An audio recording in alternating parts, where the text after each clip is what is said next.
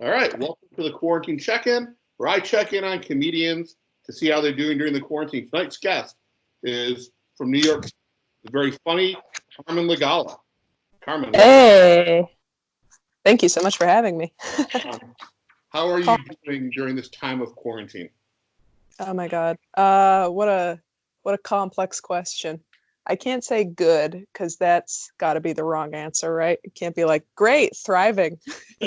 Uh, uh, Mostly bad, I would say, but could be worse. I could work in the medical field or something that's actually essential. But instead, like comedians, the least essential thing, I think, if anything, like dangerous at this point, because it's just people projecting germs into the air. So, Yeah. uh, yeah, I've been reading a lot, not books. I mean, like facts on the coronavirus. I have a penchant for finding the most disturbing articles about like dead babies and stuff. So Oh that's been no. upsetting. Yeah. Yeah, I can't read any articles about it because I just come to the one conclusion that it's going to kill me. Yes. Oh, yeah. I spend probably every 5 minutes I do a check-in and I'm like, I have it for sure. I have no symptoms, but I'm like, uh is like an itchy foot a symptom? Everything. I'm so paranoid. Yeah, I'm figuring my penchant for really bad ramen is now a symptom for it because my taste buds are totally gone. They're Um, gone? no, they're not gone, but Oh. I was like, you, are they really? Because that is one. Yeah, see how quick I am to diagnose everyone. you've had the 99-cent ramen that you buy at the grocery store, and you're like, man, this is delicious. It is It's not so delicious. good. It's good if you add stuff to it. You got to add some hot sauce. Yes, because that will bring the flavor instead of the little flavor packet. Yeah, yeah. I get, yeah, right. On its own, it is nothing. Hot sauce is good, I think is the conclusion. It is. It is. So, what else have you been doing to get through this horrible time? Oh man, I bought some candles. Bed Bath and Beyond delivered them like the next day. Some people are like Amazon, I know is slammed, and their workers are rightfully, um, you know, saying that they're not gonna work anymore under those conditions. But companies like nobody's ordering candles right now, so I ordered candles and they came almost immediately. Vanilla Bean and Pacific Ocean Air, in case anyone was wondering. And I started a 1,000 piece puzzle. I regret it. I deeply regret it. And I started Mists of Avalon. I also regret that, but it is fun to just roast that book. It's so dumb. I like it. I think I read that book in middle school. Yes, you correct. Huh. Huh. That book is so bad that they haven't even tried to make a movie out of it. Oh, I think they made a mini series, but it was one of those mini series that nobody watched. It was on like BBC Three or something like that. Oh yeah, the worst of the BBCs. So let's talk about something happier. How did you start doing comedy? Oh, I I guess I was kind of obsessed with it as an art form. I kind of stalked it for a little while, watched a lot of it. Was too chicken to try it for I don't know 5 or 10 years. Um, yeah, probably a good 10 years before I worked up the courage to even attempt it. So yeah, and then just one day I was like, I guess I'll do it. There wasn't really anything going on in my town, but there was because I grew up in Vermont, and then I went to school there, and there was like somebody who was teaching a class, and that was basically open mics, uh, with like a built-in support system, I would say. So that's how I started. Do you remember the first joke you told? Uh, I think it was about how I didn't want to be there.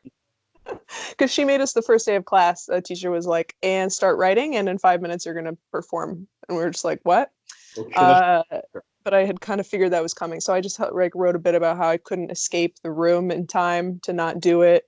Like if I there was only an elevator to escape, so I would have had to like press the button and wait if I wanted to leave the class. Something to that effect. I'm sure it was killer. Has anyone else from that class gone on to do anything, or are you the only one? No, just me. But some people quit while the class was still going on.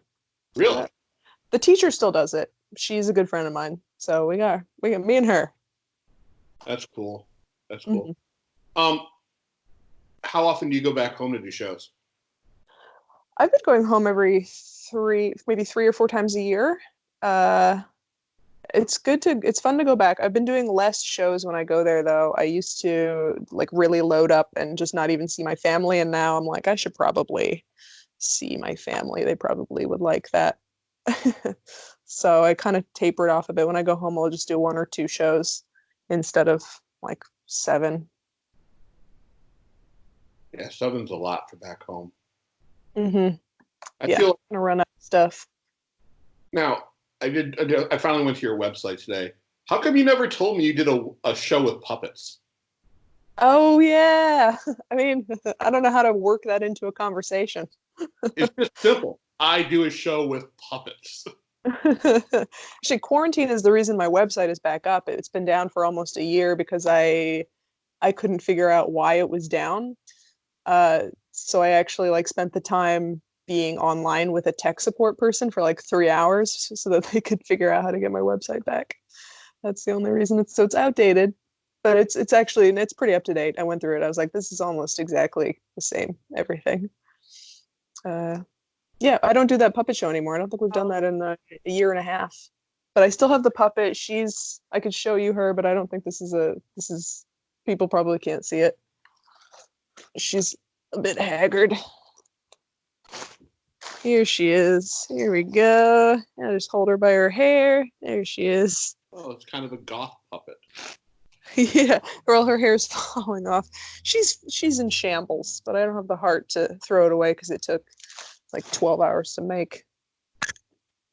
And it's me. I don't want to throw myself away. I think it's metaphorically that'd be bad karma or something. That would be extremely meta Yeah, and bad at the same time. So exactly.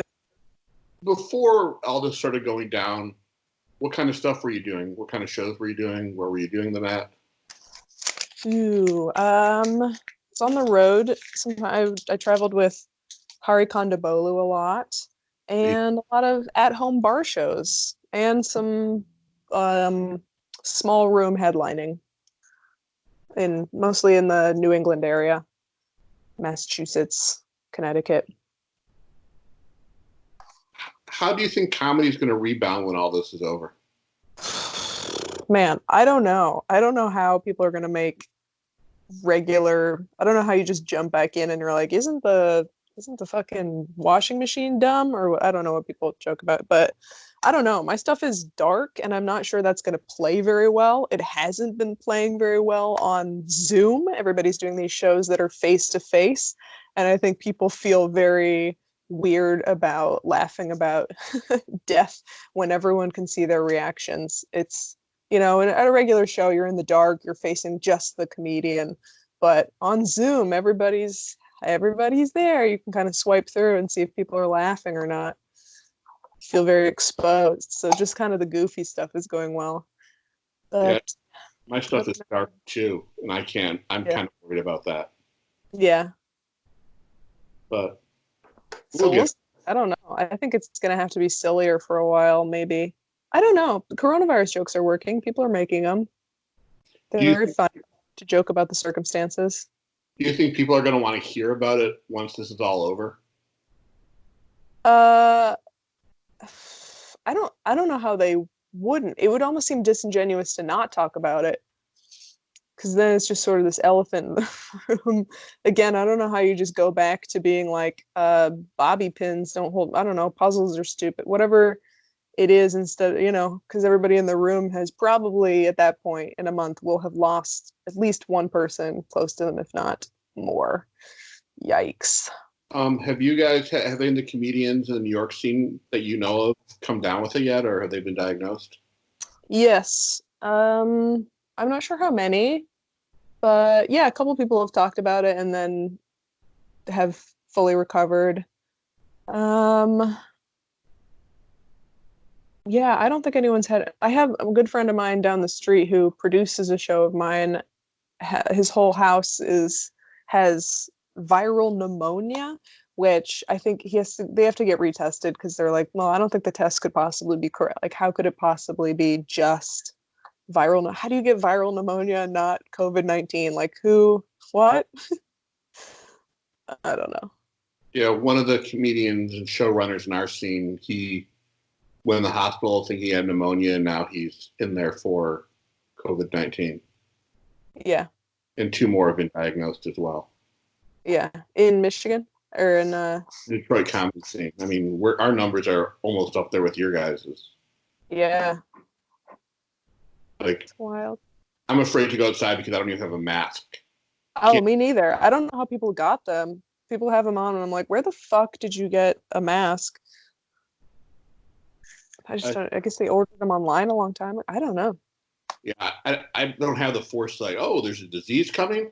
I'm going to order masks. Stock up on ramen. Yeah, no, I was not prepared at all. I came back and I was like, oops. Hope this isn't going to be bad.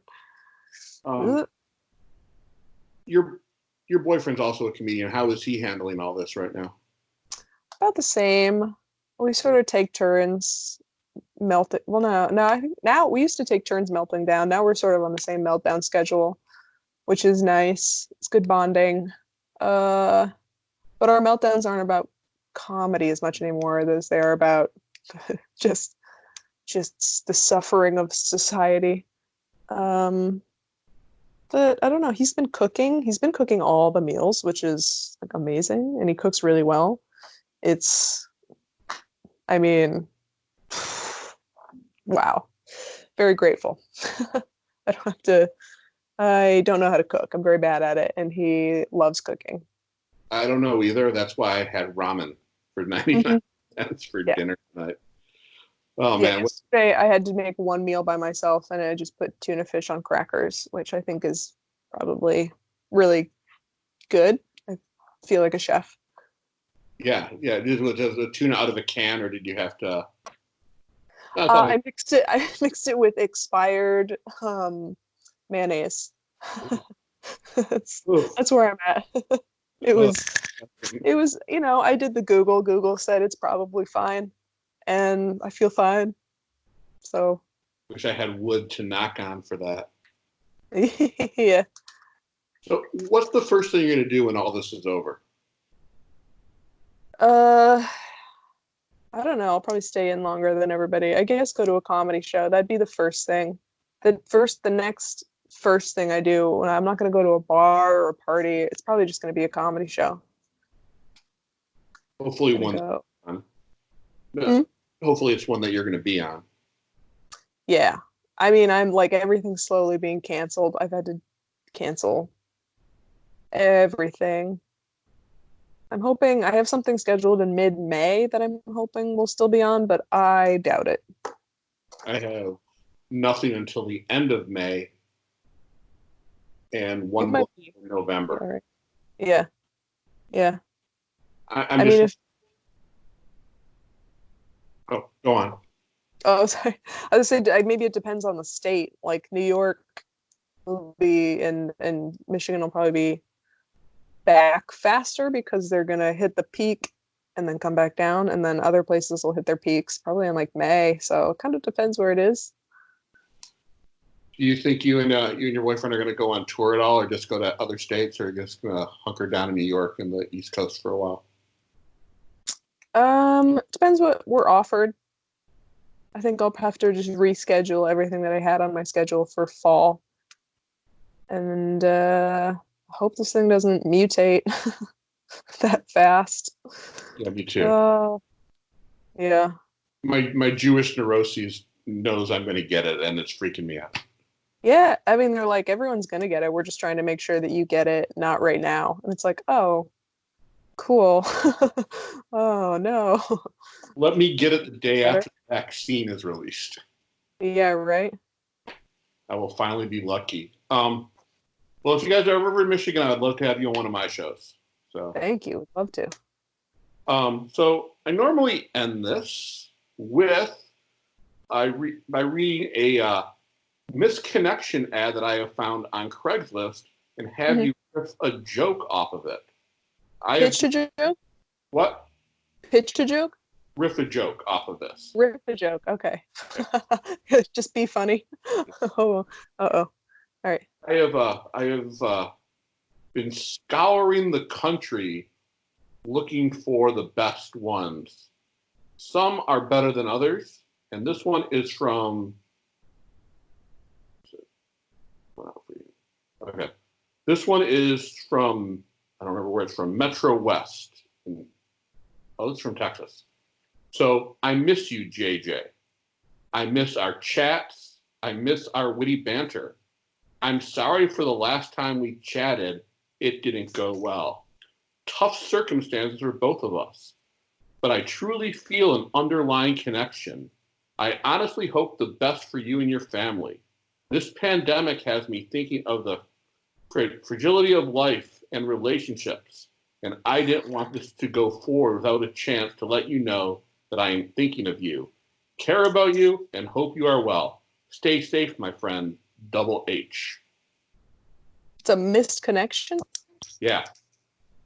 That's seems more like a text to me. Man.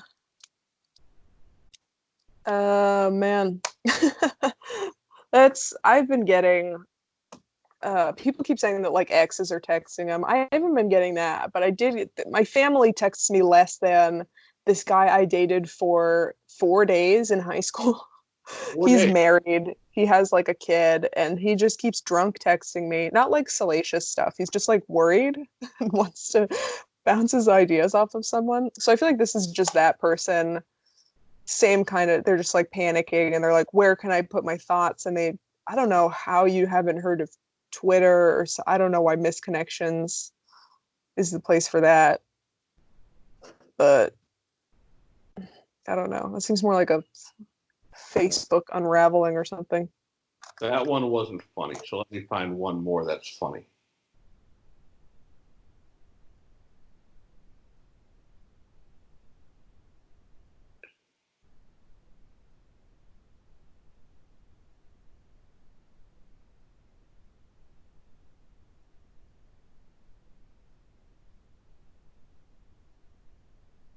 All right. Tell me when it hurts from Richmond, Virginia.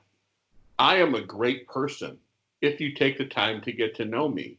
I like to walk, talk, camp, fish, bowl, pool, music, movies, family, friends, cornfield, LOL, candlelit bubble bath, cook, and I am not going to judge you. So come talk to me. Kick me, K-I-K me, Lorenzo. That he spelled wrong. KIK? It's a app. Oh, okay. I think anyone who says they are a good person is a very bad person. Like, Gandhi was never like, I'm such a good person. You should get to know me. I'm like a good guy. That guy killed somebody. Lorenzo is a murderer for sure. Well, he did because cornfields, LOL. Yeah, LOL. Yeah, that's where the body is. Because I think FBI, yeah, get on that. and then he's not going to judge you. I am going to judge you because you like cornfields. Mm-hmm. He's just asking you not to judge him for the cornfield murder. So do you have any online shows you would like to promote where people can see you while we are all stuck inside looking for things to entertain us? Oh gosh, I can't I don't know if I can access my calendar from here when I'm on Skype, but I have one tonight. I have one in 10 minutes. What am I doing? Oh, I have one on the 6th. On 8 p.m. on Instagram. Instagram Live? I don't really I don't know. I don't know if I want people to see me doing stand up on Zoom. It's very embarrassing. Usually they turn off the laughter and nobody talks. So you're just kind of unraveling to yourself in your room. And I'm like, I already do this on a regular basis. I don't know if I need an audience of 50 people for that. But, if people want to find me, Twitter, Instagram. You get 50 people watching these things? I did one the other day that had like 100 and something. Get the F out of here. Yeah, I don't know. They put it on Twitch. Wow. I think they have a baller email list. I think that's the key to comedy now if you want to do it online. I do have an email list. That's a good idea. Hmm. Good idea. Hmm. Thank you. Because Yeah. we are doing an open mic. This airs on Thursday, so tonight when this goes up Yeah. at Yeah. 9 o'clock. Carmen, thank you so much. Thank you, Robert. Safe, and hopefully we will see each other sooner than later. Yeah. You too. Talk to you soon. You too. Bye.